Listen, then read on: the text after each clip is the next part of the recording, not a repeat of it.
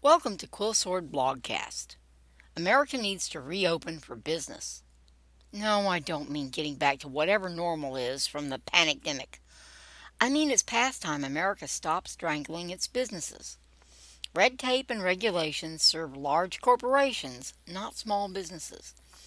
Small businesses, not large corporations, employ most Americans. Overregulation is one of the chokeholds on the middle class.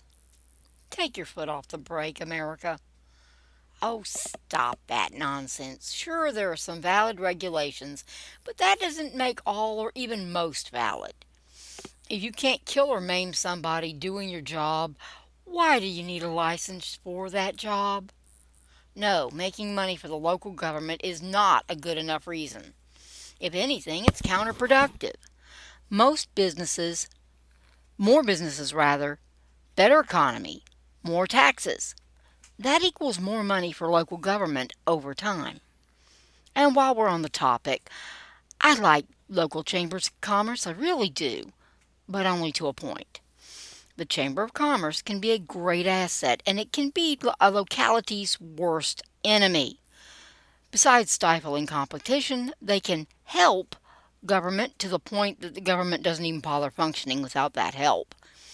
A new business should not need the Chamber's help getting through the red tape.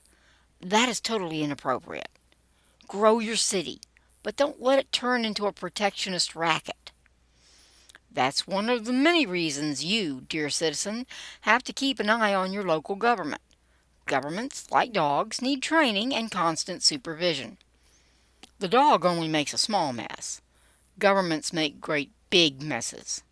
No one said self-governance was easy. Well, no one's sober anyway. But we need regulation. The big mean company will do bad things. We'll get hurt. The sky will fall in. Seriously, grow up, people. No good business is going to screw around if you can sue their hides off. See, there's more than one way to keep businesses on the straight and narrow. Lawsuits are a great motivator for small businesses that would rather not spend tens of thousands of dollars on legal services. Amazingly, most folks have enough sense not to do stupid stuff if they can easily be called on it. Even more so if that call is expensive. Yes, expensive on both sides. But there are ways around that, and we need to improve access to the courts anyway. The courts will hate it, but it's about time that they started earning their keep.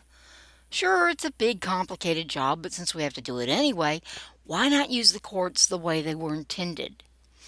See, the Constitution wasn't designed to prevent any and all possible bad outcomes.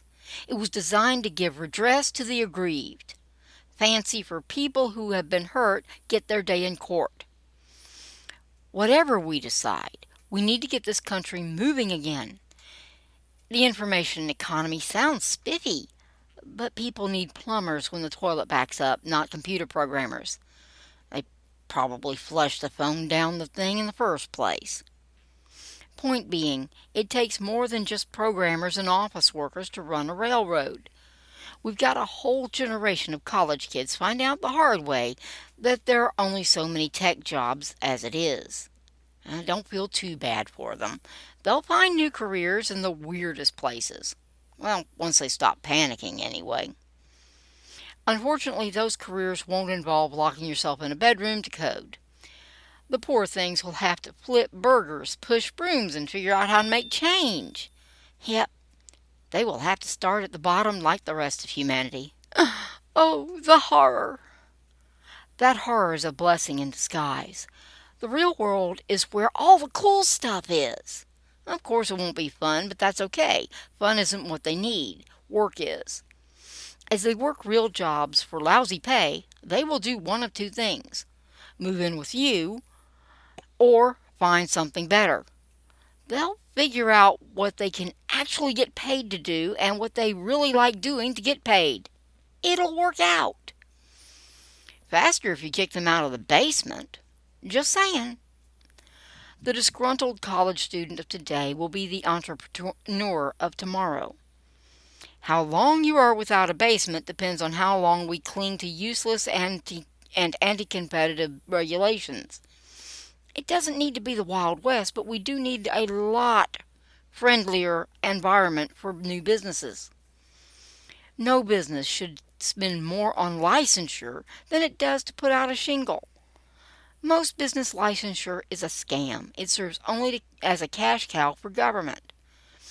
Getting that red tape out of the way of the grand opening benefits the entire community. It also opens the door to regrowing the middle class.